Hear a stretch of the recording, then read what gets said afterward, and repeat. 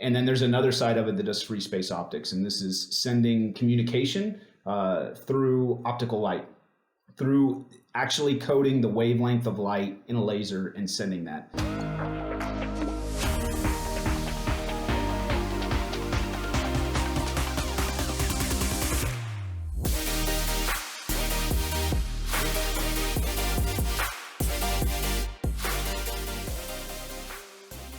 Hey everybody, and welcome back to the Kodiak Shack podcast. Today we have Ian Eishen. Did I say it right? Yep. Perfect. Okay, I normally screw it up. The audience knows because they hear me do it almost every episode. But before we get to him, we'll talk about some admin. Again, thank you everybody for all the support and all the listens. Please share and like, subscribe, do all the fun stuff on all the social media. We're on Instagram, and so check all that stuff out. We try to make content you all appreciate and enjoy, so let us know if we're not providing you something you're looking for. Getting into the episode today. So Ian did 23 years on the active duty military side, worked in test, and we're going to talk about that. And then he also, while doing his test duties, did a lot of stuff on the innovations side of the house. So he went to MIT at the Sloan Institute there, I believe, for AI stuff, and he can talk more about it because I'm terrible at intros. He's a director at Aalyria currently. He went to the presidential leadership. I guess he's a scholar for the presidential leadership. And you can call it that, sure. What's that? Perfect. I think you can call it that, sure. Yeah. And then he also went to the DoD Joint AI Center. So he has a lot of AI and a lot of smart space and all the fun stuff that I know nothing about. So Ian, thank you for being here. Tell us about yourself. No, I appreciate you having me on. As you said, 23 years Air Force. I just retired. So most of my Air Force career was in the intel and special operations worlds. I ended up, you mentioned test. I moved over to the developmental test world. I was at Edwards for about 2 years from 2019 to 2021.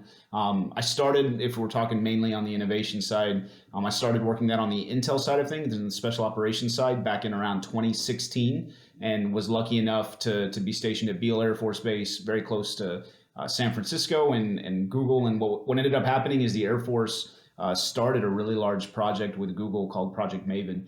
It was an artificial intelligence project, and it was the Air Force and really the DoD focusing on artificial intelligence in a couple different aspects. And some of those were going to be intelligence related. I happened to be at the base and with the unit that was doing that. And so I started bringing a team down to Google every week to start working through that process. In doing so, got exposed to not only Stanford Design School, but the Graduate School of Business, and really a lot of other people, mainly veterans actually, who were out in that space, who understood the problems of the DoD and really wanted to help on the innovation side of things.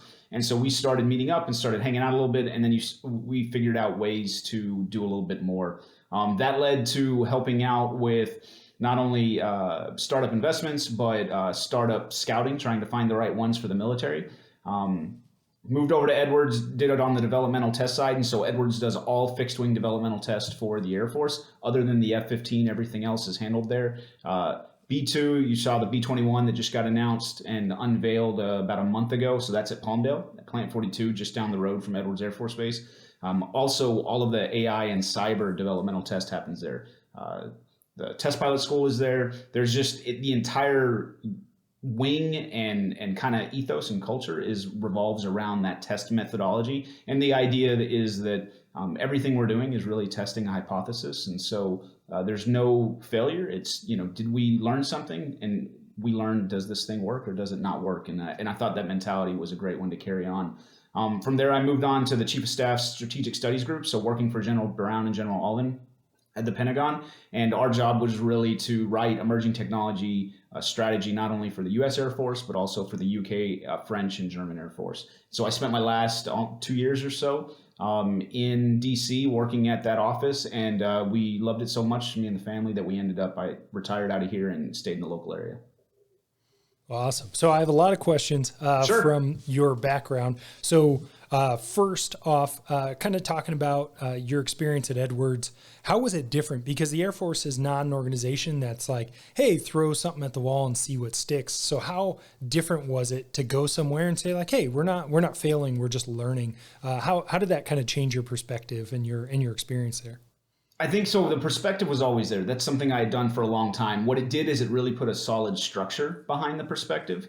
When you walk around at Edwards, you can see, the first rocket flight that the Air Force had done, first hypersonic mission. There, you really can't throw a rock without hitting a first of some sort. And all those aircraft are there. A lot of the same people are there. Engineers that were, there in the 70s or even the 50s and 40s before that, their kids are there now. And so Edwards is not the coolest looking location. Actually, I love the way it looks. I love the lake bed. But if you really want to figure out what's going to happen in the Air Force today and what's going to happen in the next 20 years, that's the place to go. And so, like I said, it put a structure around things that I was already doing.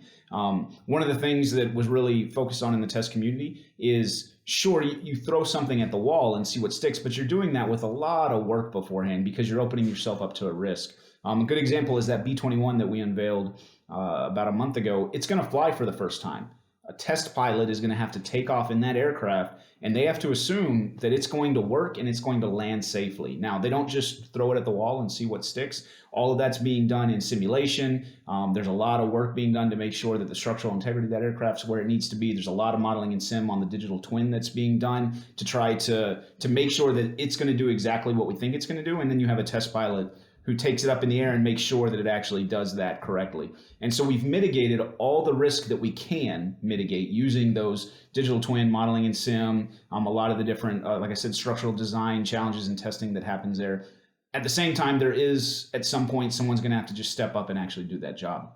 And so you try as much as you can to limit the risk. And then when you do take a risk, you have to understand exactly what the risk is you're taking. Can you mitigate it anymore? And if you can't, you move forward based on a very sound strategy. And I think that's what it gave me, is this scientific process for test is the scientific process. I mean, it is the same process, and that process can be applied to innovation or anytime you're trying something new. We here at the Kodiak Shack podcast would like to welcome our new sponsor, Adamus Cyber. Working with the military means there are some minimum cybersecurity requirements that are in every contract. Complying with these requirements can be painfully slow and really take your company's focus off your military customers and end users. Thankfully, the team at Adamus has simplified the process exclusively for small businesses working with the military. It should be expected that security requirements are going to be a part of working with the military, but they don't have to be difficult. Learn why prior guests on the podcast like Arun from Ops Lab or Brian from ResCon use Adamus to comply with the NIST 800-171, DFARS 7012, and CMMC cybersecurity requirements in their contracts. Check out their website at www.adamuscyber.com and tell them you heard about them from the Kodiak Shack podcast. Their website will be in the show notes. We appreciate all the companies that want to work with the military, and we understand working with the government isn't always the easiest thing, but we appreciate companies like Adamus that make it just a little bit easier. And I think one thing that people probably understand, maybe they don't consciously understand it, but you look at Chuck Yeager, you look at test pilots, 50 years ago, 60 years ago, the stuff they were testing, there was very little modeling. There were almost no computers, all that kind of stuff. So when they were truly seeing if stuff was airworthy and capable of doing what it does.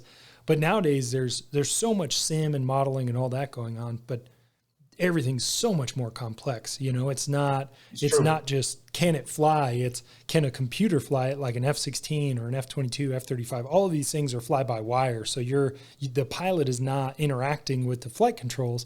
So it's really a computer interpreting what a pilot wants and then providing that output in the way you expect it. So it's probably got its own set of concerning aspects to it. For everybody who doesn't understand, for a command chief, so now you're a command chief at Edwards, right? Or you were at that previously. point, yep. And so what does that mean? Like, what are you doing, just for people who haven't ever interacted with someone who's in that position? Yeah, so there's a lot of things that the command chief can do. So it all depends on the commander at the time. So you were hired by that commander to help them with their mission of running that base and running that mission. And so I could say I was there when COVID started. And so my mission and my job pre-COVID was very different. Post-COVID, or overall, it was the same. I could say that the day-to-day activities were very different. And so pre-COVID, the job was not only making sure that we had met all the milestones that we needed to with all of these test aircraft. So lots of project management goes on at Edwards Air Force Base because there's so many different projects being tested. So new aircraft, all the way to the B-52 is still running test missions. And so making sure that we're ready for all those test missions, making sure that all the pieces to that are ready to go, making sure that the people are taken care of so they have everything they need to do that mission. There were 11,000 people that worked on that base, and we had 700 houses. We had 2 schools.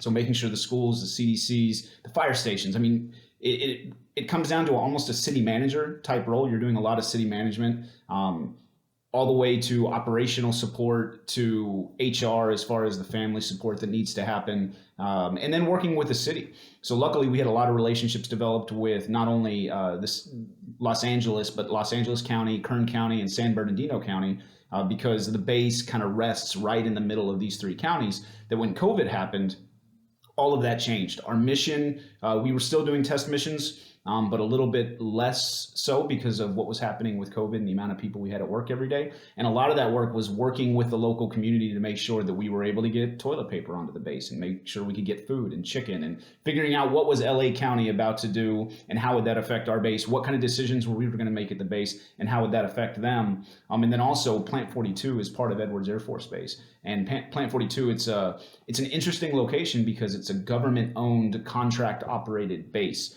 So the government owns the base, the government owns the land, but the Lockheeds and the Northrops and the prime contractors, they're working on Air Force projects. So there was a lot of interaction with those contractors to make sure, and those companies to make sure we were all in lockstep as we move forward and trying to, figure out what this whole COVID thing was. So it's a mix of all the things that you were doing before, everything you would think that as a leader you have to do as far as supporting families and supporting mission, but it also added that city manager aspect that I hadn't really had before that time. Yeah, and you said you spent time at the Pentagon as you were kind of finishing up your tenure in the active duty military. And so you talked about, I believe I understood correctly, kind of like future plans and integration of technology. So as a organization that, in my personal perspective, it seems like it's difficult to onboard tech like in a more streamlined manner. So how do you view that, not as like a one-off innovation cell trying to create something, but more like this is our long-term vector for the Air Force and probably the DoD, I would assume? Yeah, so it's a great question.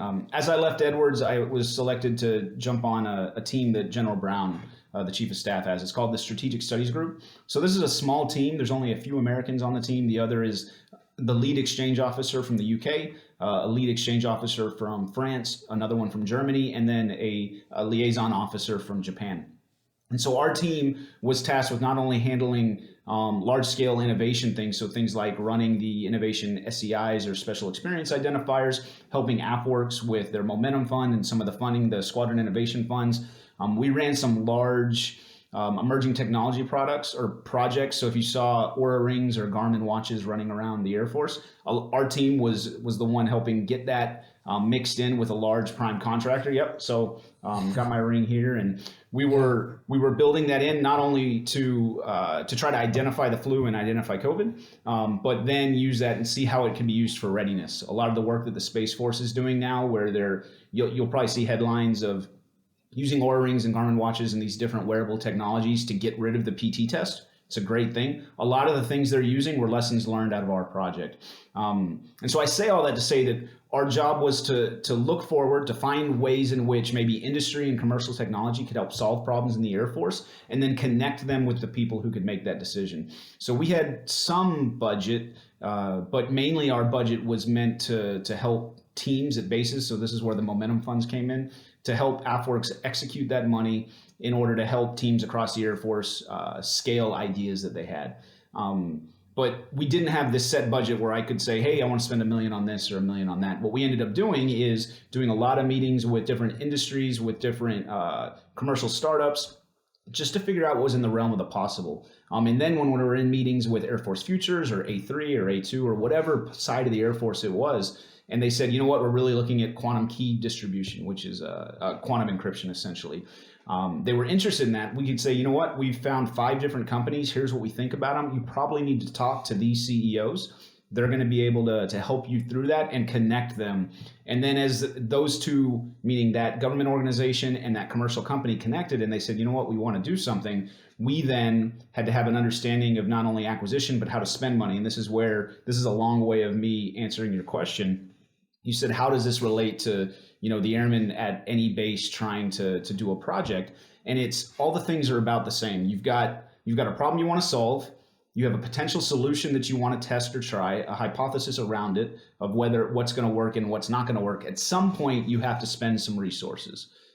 A lot of the time, the resources we have within our control are time and our own energy. And that's something we can just decide depending on where we are in the organization. But when it comes down to money, understanding how and where to legally use money is a big deal. If you are if you're an E5 or a lieutenant or a staff sergeant, knowing how to use a government purchase card at a squadron level is huge, because not everybody understands how to use it. And everybody gets so worried about the risk associated with using it illegally or wrong that sometimes they just shy away from it altogether. But if you can learn how to use it correctly, it's a powerful tool, and it's a contract vehicle. It's a micro purchase vehicle that you have. As you get access to a little bit more money, maybe at the squadron, at the group, at the wing level, now you still have to understand, how do you spend money, how do you do it legally, and how do you push that across to a commercial company in order to solve your hopefully solve your problem.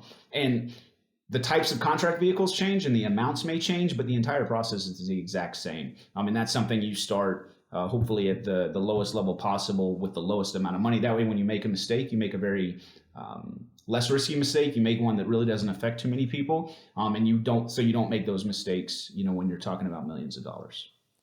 And one thing, talking to previous group commanders and wing commanders and things like that, what I've been informed of, obviously I've never been in those positions, but a lot of the money that is allocated annually is already earmarked for something. So all of it is. Yeah. So all of it is. Aside from SIF and momentum funds and things like that, they don't really have a lot of money. Just like you said, your organization, didn't have a lot. They kind of don't either. So are you taking the lead or kind of providing people in that organization with the expertise and hey, this is how you solve that problem? Or is that kind of a different organization that kind of helps them get from start to finish? It depends on the project. So on the wearables project, I was one of those people. And I think if it's a project that I'm excited by and really interested in, and I think will help, and I have the bandwidth, that's the other thing, is I'm trying to have the bandwidth to make sure that these things start moving, then you can fulfill that role. But your your time limited. You can only do that for so many projects. I'll say even SIF and Momentum Fund, that's technically O&M money.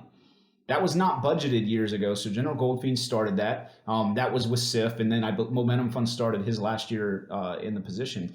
But that's O&M. That's money that years ago we said, this is what we need to use. We're going to need this money to do different things. And they as senior leadership have decided to not buy certain things and instead use that money for this. And they get to do that. And what ends up happening is after a few years, if you decide that you're using this over and over again, now as a leader, you have to start budgeting for it. And that's the weirdest thing in the Air Force, because most of the time, the money that you're budgeting, you will never see it as a commander. So that group commander that says, hey, 3 years from now, I think my group's going to need this much money, he or she will never take it or get to use the money that they really fought hard for. But what they're doing is they're leaving the organization better than they found it and setting up their predecessor to have even more opportunities to do great things. So I wanted to make sure that was clear. So we're hopefully going to have, at some point, maybe SIF and Momentum Fund will be some sort of budget allocation that'll be palmed across the years. But as of right now, it's not set up that way.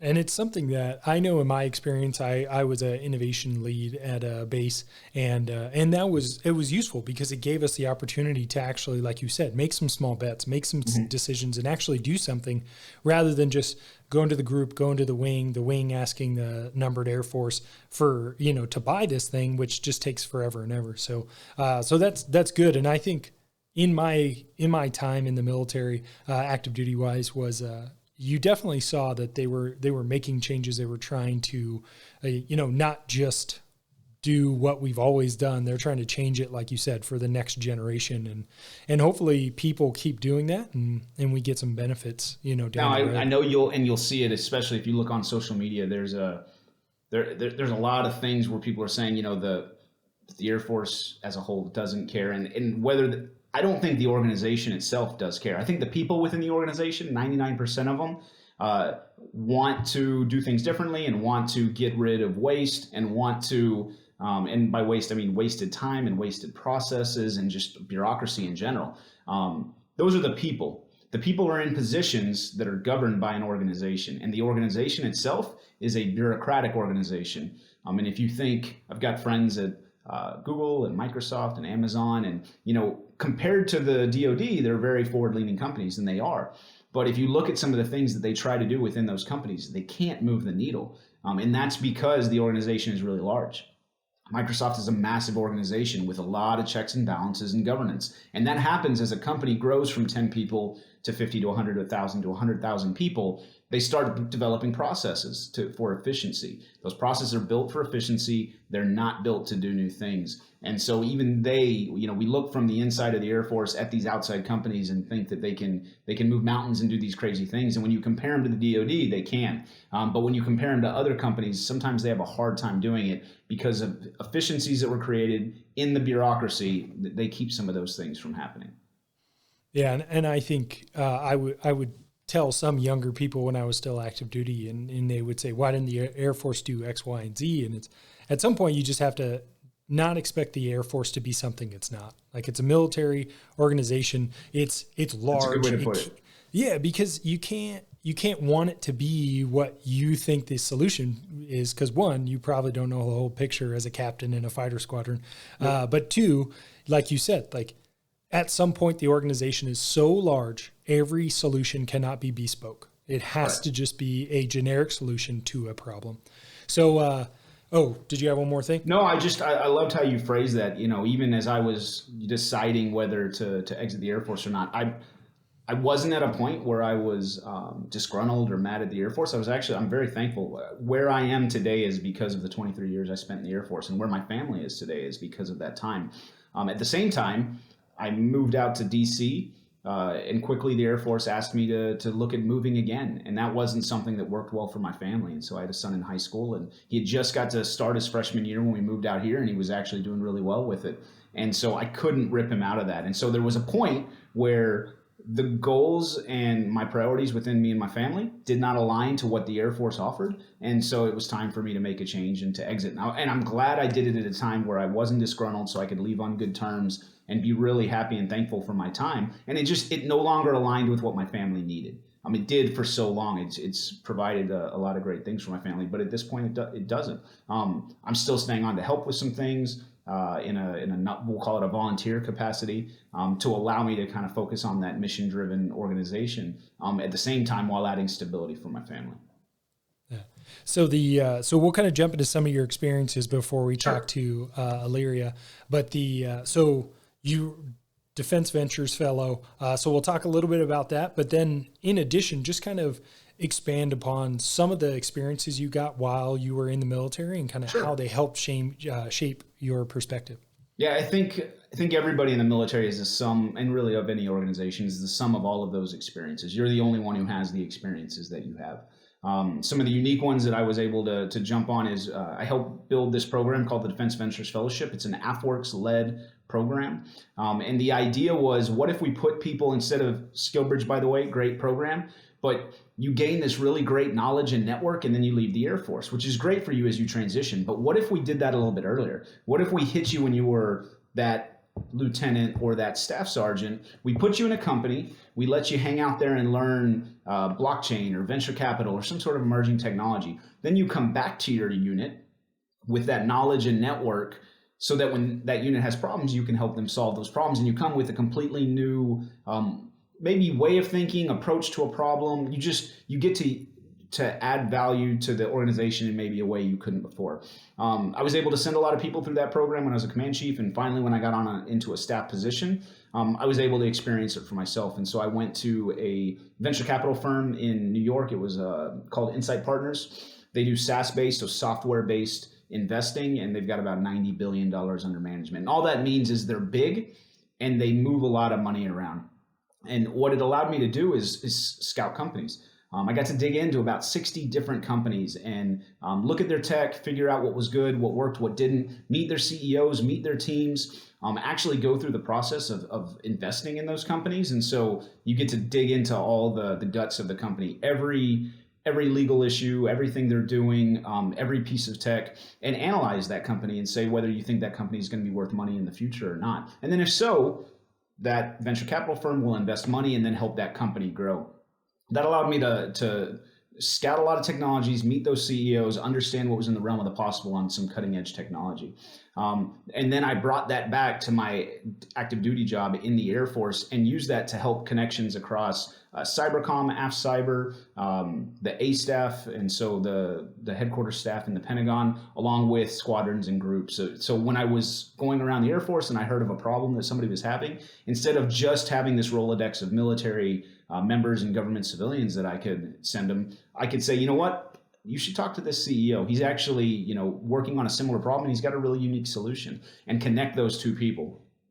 It also helped as people were transitioning because I was able to connect them with this industry professional and they started to learn, well, maybe I want to do software development on the outside, or maybe I want to do financial planning or other jobs. And so it gave them a network different from the one they had that they could then use to merge, and it de-risked that transition that they were going to make, and it did the same for me as I made my transition. When we've talked multiple times on the podcast about the new unmasking of having the masters, which, for or not for, either way, one thing I think is there's a lot of different ways to gain experience and exposure and all of this knowledge base. And I think if it's not a master's, it can be one of these things. It can be a defense, a fellowship. So. It can be a lot of these different, the Stanford Ignite, Ignite program. That is a great program. It's one that I never got to apply to. Just the timing never worked out, but I sent multiple people through that program and I haven't found anybody to say a bad thing about it.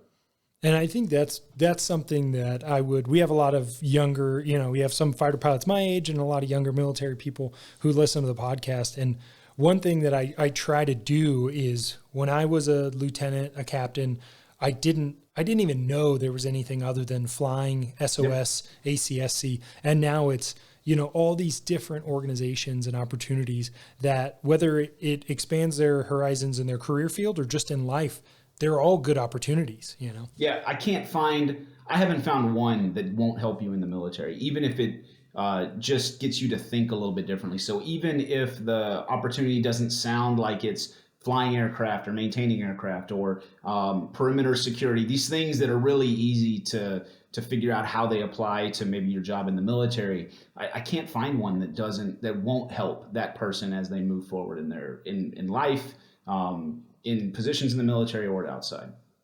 I had this idea actually right before COVID hit. We were talking about COVID earlier, but right before COVID, I had this idea where the Air Force should open up all TDY opportunities, pretty much just like a massive list of TDYs, yep. And anyone can go to any TDY. So, you're a mechanic or you're in maintenance and you want to go to advanced marksman school, done. Because again, it's just an experience. It's something that can give you a better perspective and a different perspective than what you had prior. And then you go back to your old job. So I think it'd be amazing if they could do it. Somebody's going to argue throughput on the courses, costs, all these other things. But anytime you can get somebody out of what they do day to day and into something different, even if it's on the other side of the base, on the other side of the squadron, I think there's benefit for it. And I mean, you said it perfectly earlier. Like, one thing that we have baked in is like our time. And so if a course already exists and the course is not full, sending someone TDY for a couple weeks is it's not even budget dust. It's something smaller than budget dust. Yep. So yeah, again, like I talk from way out here in the cheap seats, but they're cool. I'm in the same seats now, so. Yeah. Well, happy to have you. So one of the things we kind of talked before we started recording about the presidential leadership school that you went to. So can you explain that and kind of what people could expect if they wanted to go? Yeah, so there's a program. I had no idea about it until about 2018. It's called the Presidential Leadership Scholarship Program. And so 4 of the presidential libraries, George W. Bush, George Bush Jr., President Clinton, and then LBJ. So those 4 presidential libraries all are in Arkansas and Texas. They got together, and by the way, it's 2 Democrat, 2 Republican, so it is not a politically leaning fellowship. They got together and said, we want to continue and we want to focus on leadership. And so they brought together all 4 of those libraries and joined to build this program. It's a 6-month program. It has nothing to do with the military. I had to get my commander to approve it. As I was applying, because what it means is you're gone 1 weekend a month to go visit a library and to go learn from other people and other scholars, and then various people at that library. And so I got my commander to approve it, to say if I was accepted that they would allow me to go. Luckily, I was accepted. I was the only active duty person in my class. And we had about 7 other veterans of various types, meaning some had 20 years in, some did 4 years. And the rest of the people didn't even know about the military. They had no ties to the military whatsoever, which was great. So it exposed me to this group, very different from the groups that I normally hang out with, because normally they're on base, or, we have a lot of shared experience. That process, once we got in, is every month we would go to a different presidential library. We would learn from leaders within that administration. And so maybe the chief of staff or one of the secretaries during that time frame. And then in the 2 libraries where the president is still alive, we spent time with the presidents themselves. And so spending a day with President Bush and another with President Clinton was amazing. And regardless of where you lean politically, getting to talk to somebody about their time in the presidency, the decisions that they had to make, some of the pros and cons of each one, and how they thought about the way things were going right now was fascinating.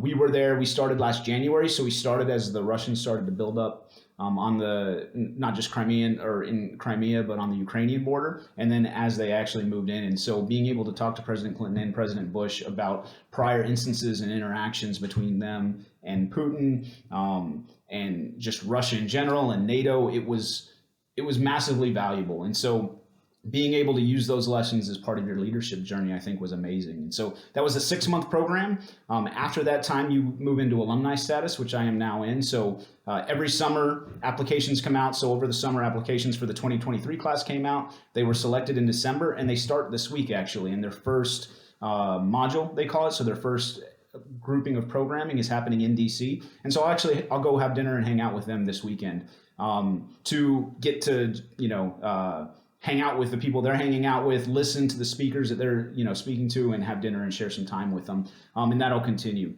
And then what ends up happening is this program every year has a big alumni session. And so every fall, all the alumni kind of come together in one location and then hang out with those living presidents. And so hopefully we'll be able to hang out with President Bush and President Clinton again, and hang out with the rest of the alumni. And all of them are doing amazing things, from investment banking to running major nonprofits, to small nonprofits, and as authors. And it is a group of people that I hadn't come across in the military.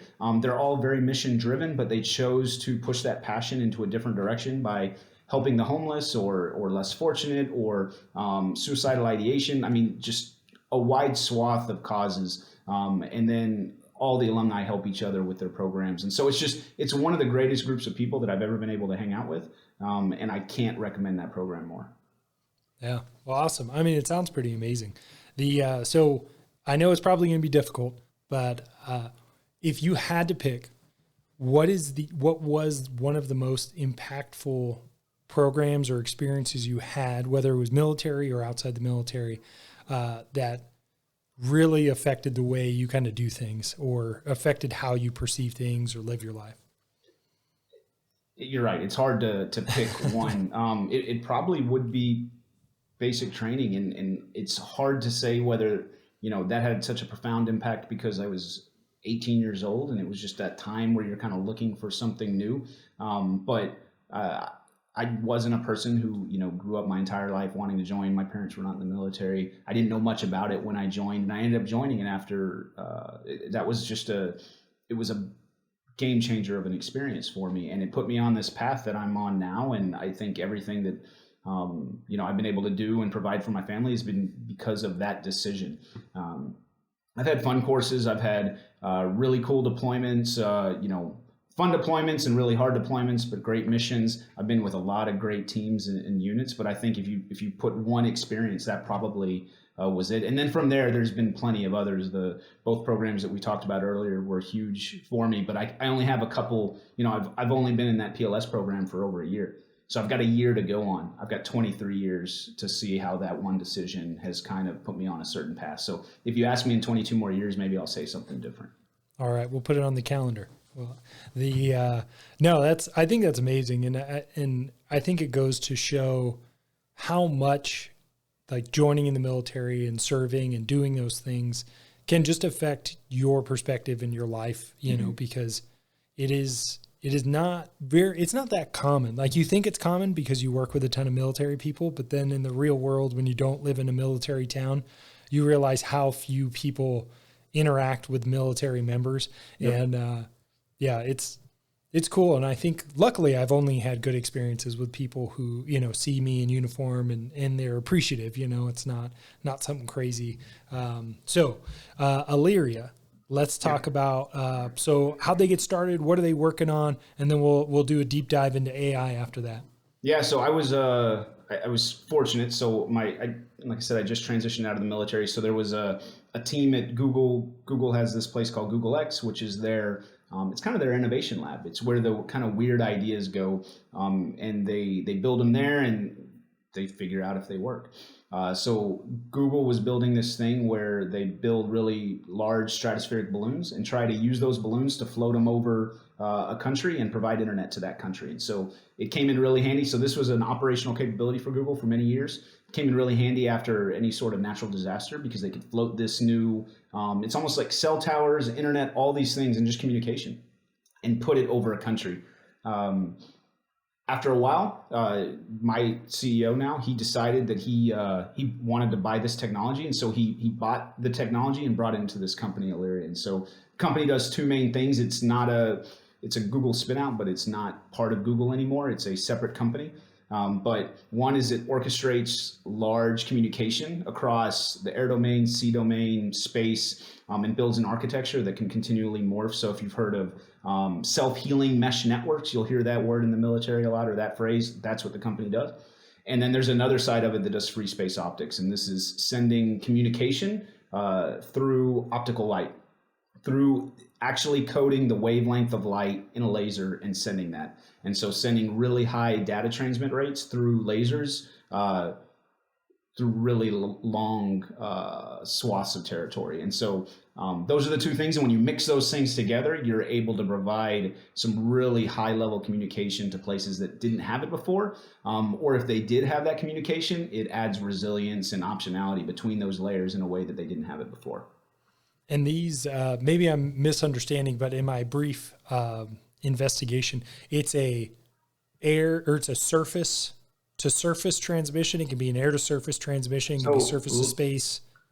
Lasers are lasers. Wherever you can put the laser, wherever you can put that wavelength, depending on how much power you're throwing at it, you can put it in that area. So it could be air to ground, air to space, space to ground, space to space, ground to ground. You could have camera's a little smaller. You could have two optical heads right here and pass the laser back and forth. But up until now, most of the optical communication has been in fairly slow ranges. And so this team has been doing some amazing things with it, and their engineers are just, they're geniuses. And so they were able to figure out some things and now can go much further, which means now you can get huge rates of data to maybe islands that never had it before, or to a boat that's out there by itself. Or maybe you don't need lots of data. You need to be able to send some data really quickly.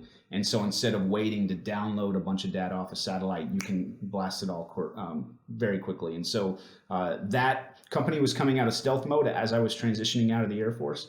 And I was fortunate enough to get an interview and jump on the team. And so I'm running their public sector. And so that's working with all government agencies across U.S. government and really across the world.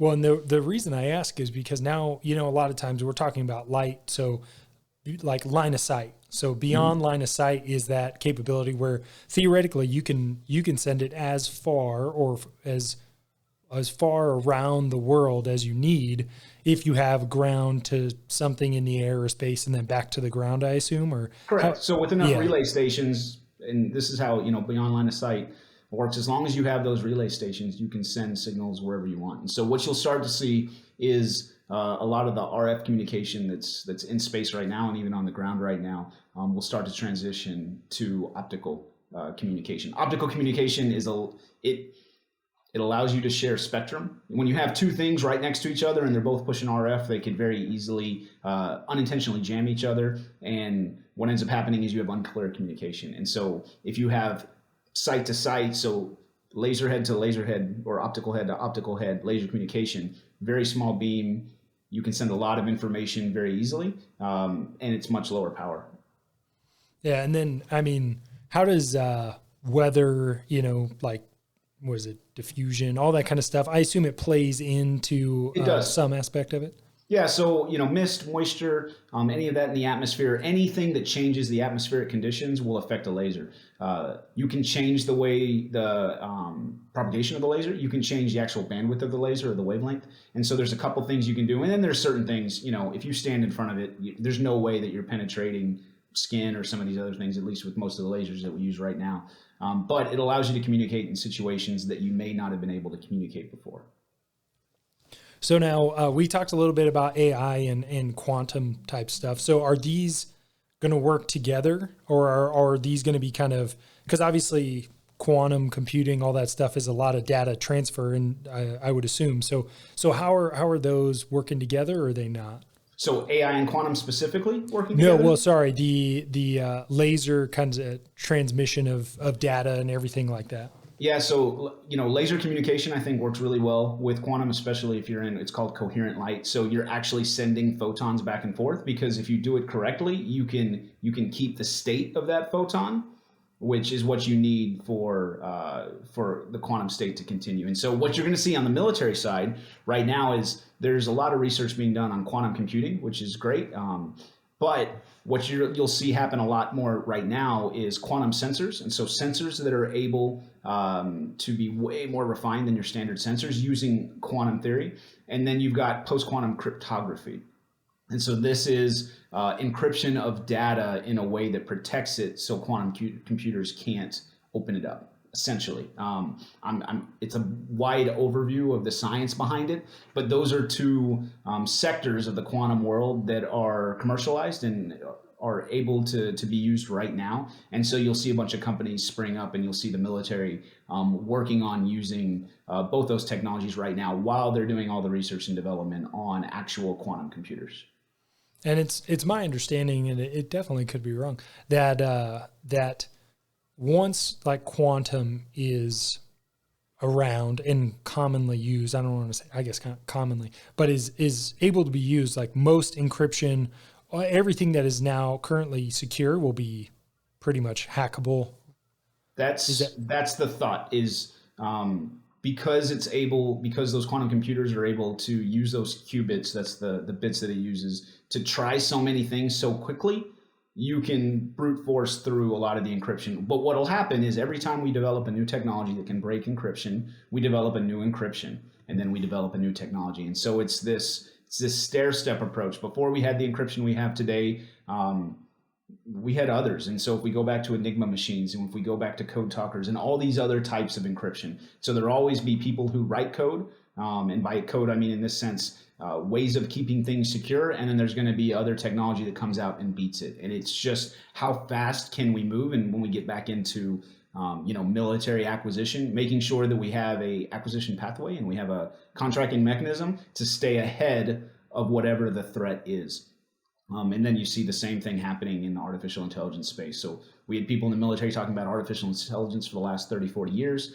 We actually stood up, the Air Force, my team, the Strategic Studies Group, helped stand up a team at MIT. And so there's the AIA, the Air Force Accelerator at MIT. And this is about, last I checked, 14 airmen who work at MIT every day, all day long. And they work on cutting edge research with PhD research analysts at MIT, and they publish papers.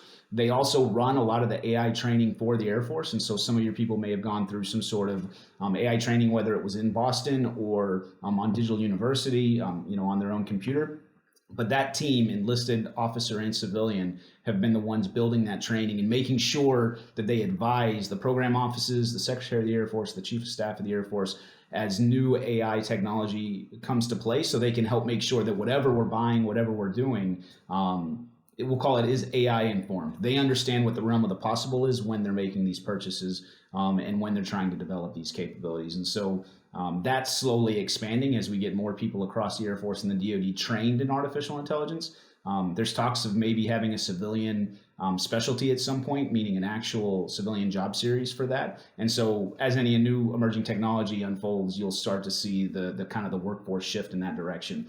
And so the Air Force is doing the exact same thing with the rest of, really the rest of the world. Where do you see, between AI and quantum computing, where do you see some applications, and what do you think will be more impactful, in a greater or broader perspective, and then a more like specific airman's perspective? Yeah, I mean, even if you look at, everybody's talking about ChatGPT, and if you really want to talk artificial intelligence, there's a guy out there, Mike Kanan, he's an Intel guy. He was at MIT as the DO for the AI accelerator. He's working on his master's at Harvard right now, still an active duty airman doing great things. And he's one of the foremost experts in the Air Force on this. John Radovan, another guy, great guy out there doing good things. But I can give you a list of names if you want to talk AI. But some of the interesting use cases is, think of any place where we have tons of documents that we need to be able to look through and make sense of. And so let's say, everybody's probably seen all the news on ChatGPT. Imagine if you loaded into OpenAI's platform. Imagine if you loaded all of our acquisition documents and you used it to ask very simple acquisition questions. Or you opened up all of our research at Air University and then used it for research, and almost like to help with the library. In order to put lots of documents and to make sense of those documents in a really digestible format, instead of just trying to read as much as possible.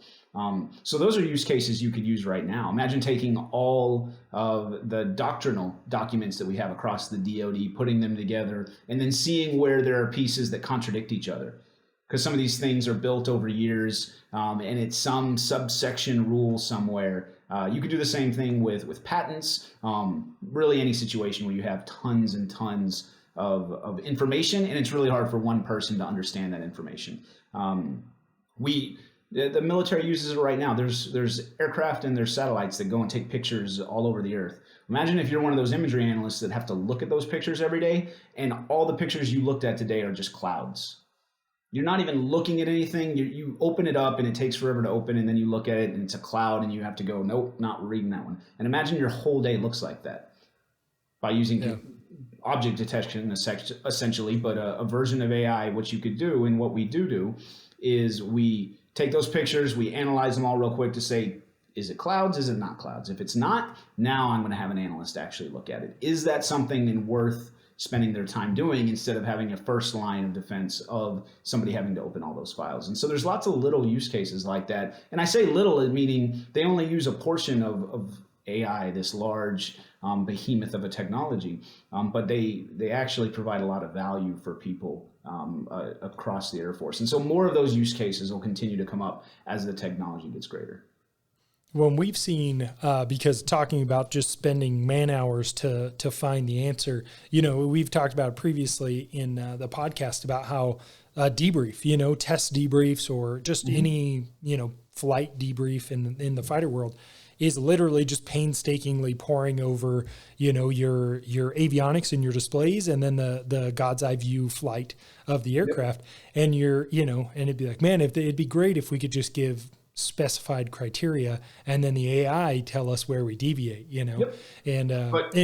Go ahead. What I was going to say is there's a lot of situations like that where we have large amounts of data, where having some sort of machine interface to go over it will help us. What it ends up doing a lot of the time is identifying all kinds of issues. There's things that we won't do because we don't have the technology to do them. Then once we finally have the technology, we realize there's massive governance issues. There's massive policy issues within our own policy that we've just never pushed up against that limit. On the aircraft side, we're doing predictive maintenance with artificial intelligence, where we're taking all that data from engines and sensors and pieces all over the aircraft. And when a part is supposed to go out at 300 hours, we find out that actually it's going out at 250. If we know it's going out at 250, we can start ordering that part at 210, because we know we normally get about 40 hours in the time that it takes that part to show up, because the supply chain's a little slow. And by doing so, our on-time rate and our sortie generation rate for aircraft goes up immensely. And again, it would take a lot of people a long time to figure that out and to go through that data, and now they don't have to. They have to at the beginning to build the structure, but once they do, it allows us to put all that information into a format that provides actual insight instead of info to a decision maker, but insight so that decision maker can make a decision. Yeah. Well, and I look at it not to steal the idea of the 1980s movie War Games, but now we use AI to run war game scenarios. We know what we can do. We assume we know what the bad guy can do. Let's see how fights work out. Yeah, and this is why I like the AI dogfighting challenge, is because they were able to build dogfighting AI and put it through hundreds of thousands of iterations to figure out what the best move for the aircraft was. Maybe not the best move for the pilot, but when you have pilotless aircraft, and those aircraft are only limited by the physics of the aircraft and the thrust and the G's that it can pull, there's some amazing things that you can end up doing. And so you're seeing it start to be tested across the Air Force. If we go back to that Edwards example, there are companies that have now thrown AI algorithms on there's an F-16 Vista. It's a test aircraft that sits at Edwards that's got a ton of modifications that allows it to do some very unique things. In that aircraft, they're using to start throwing algorithms on it to figure out how it reacts in a real full-size aircraft. We've thrown AI algorithms on much smaller aircraft for a while now, but what does it look like on an MQ-9? What does it look like on an F-16? Where are the limitations? What do we need to do? And how do we do it safely? And so they're trying to figure that out right now. When I watched that, the AI dogfight, and I had so many questions, because again, like when you have perfect information and you know exactly spatially energy states of the adversary, their nose position, their all those kind of things, current G, like computers can make that happen. But I'm really, really excited when AI gets to the point where it has data gaps, where, once the adversary's not off their nose, they just have to make a smart decision. Yep. And really, because that's where I think the rubber meets the road with AI, is when they start making decisions that humans have to make, and they make as good, if not better, decisions. And that's what excites me about AI. Well, and I think if we go back to the maintenance example, an algorithm can figure out when to order this part. That's an easy thing to do, but it took time. It took a lot of time, a lot of structure, and a lot of learning throughout that process until it was able to do that task. And so anybody who thinks that the algorithms are going to steal jobs from everybody, it's not going to happen. What it'll do is they'll do jobs that we were doing before that frees us up to do other jobs. We've got a long time before we run out of work, not only in the DoD, but just in the world. And so allowing you and me to focus on things that we actually enjoy or things that we're actually good at is much better than forcing us to do a lot of rote memorization work or mundane tasks or things that can be better done by some other machine. But it takes a ton of effort, time, development, lessons learned, and a ton of failure before you get there. And so it's a long process for any career field or organization. Yeah, I dig it. Well, we got to get out of here. We're running out of time. But Ian, thank you so much for joining us on the show. I'll put your LinkedIn on the show notes. So if anybody wants to reach out and just say hey or tell them you appreciated the episode, remember info@KodiakShack.com. Let us know what you want to hear. Check out the website, KodiakShack.com. And thank you, everybody.